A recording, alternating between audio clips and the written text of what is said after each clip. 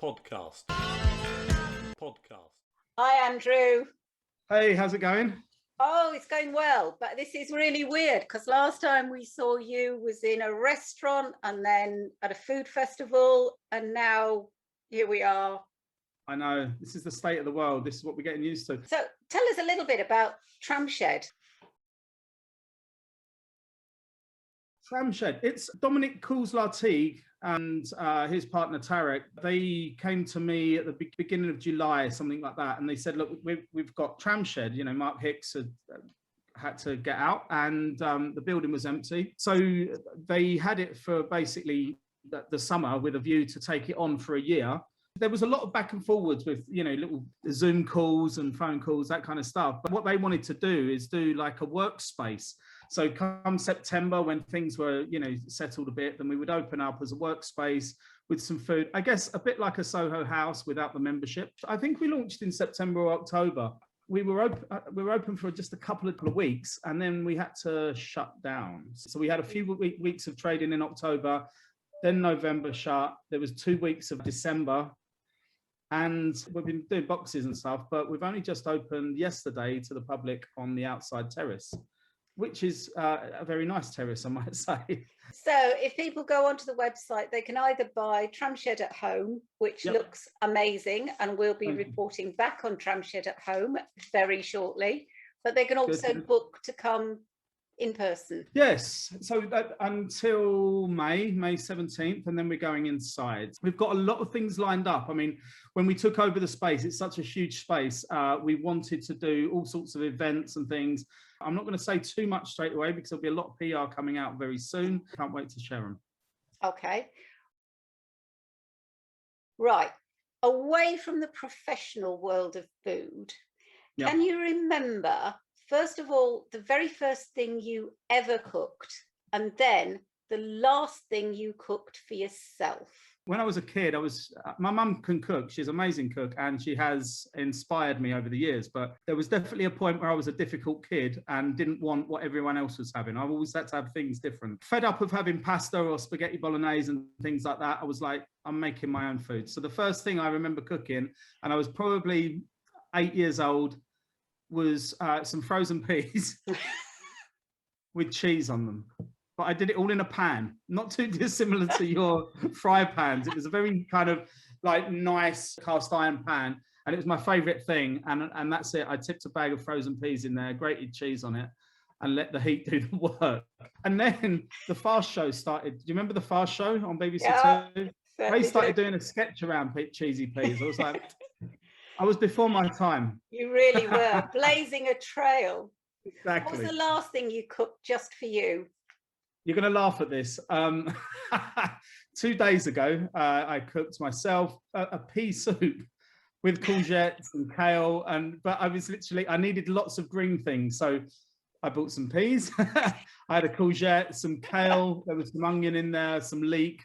And this is the stuff I never post on Instagram, by the way. A lot of my food that I eat is really boring, very clean and healthy. But there's no way I bother telling people what I'm having for dinner. Too late, you've done it now. And you bet you didn't cook that over fire, but I know you're very fond of cooking on fire. Oh yes, very much so. It's actually, I think it's affected me. When I left St Leonard's about 18 months ago, you know, I live in Hackney. I have a great flat with a beautiful balcony, but I can't really do any kind of barbecue or live fire here. And then, you know, leaving St Leonard's, that's where I got all my fire fix from. So now we've been locked down, or, you know, on and off. I was just like, I kind of need to leave London. I need to get out to the country a bit more. And that's the effort I've made. And I really have missed cooking over live fire. And to have somewhat of a reputation in cooking over live fire, but not doing it as much. And seeing all my friends kind of posting their stuff, I'm just like, actually, this has really, really affected me. So yes, Tom Bray from Country Fire Kitchen sent me down a Portico grill. I got a few of my bits out of storage. I've got green egg in there and no fear.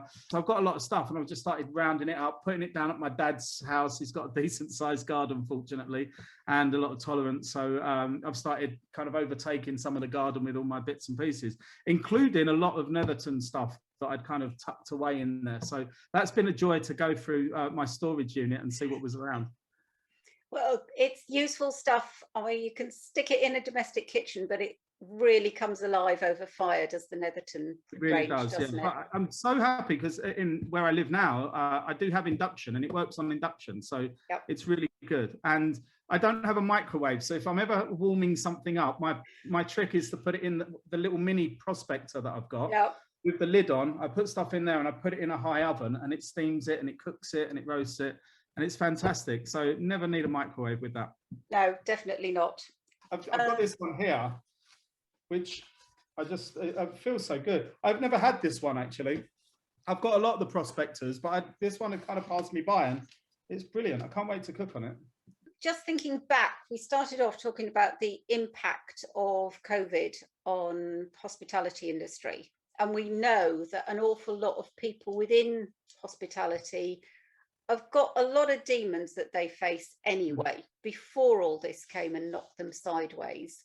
And you've been working very hard behind the scenes on this, and you founded Pilot Light. Yeah. Can you, for those of us who don't really know a great deal about it and aren't in the industry, can you just tell us a little bit about that?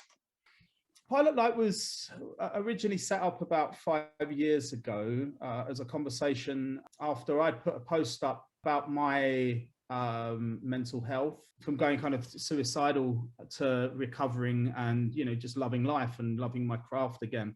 So I was quite vocal about it on Instagram. And then I met up with a guy called Doug Sanham that was on a similar journey. And we decided that we would do something about it because there wasn't anything being done about it.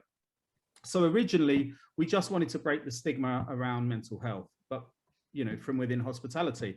And, you know, over the years, we've done a lot of events. We've worked alongside restaurants. We've brought different training packages and stuff. And now it seems there's a lot of people doing mental health things within hospitality. So that's really, really good to see. Last year was difficult for us, but we're still doing it. You know, find some new direction, but we're definitely about breaking the stigma still, because there's a long way to go with that. We just want to do something that's a bit more unique to us and our journeys, our personal journeys. So hopefully, yeah, later on in the year, we'll be releasing some new things on that. Really, what's been good for you is food, really, isn't it? It's cooking. Yeah, I mean, that's really where it started. I mean, you know, I've been doing this for 23 years now. And as much as I love doing Pilot Light and those things, I'm a chef at heart. I love eating as well.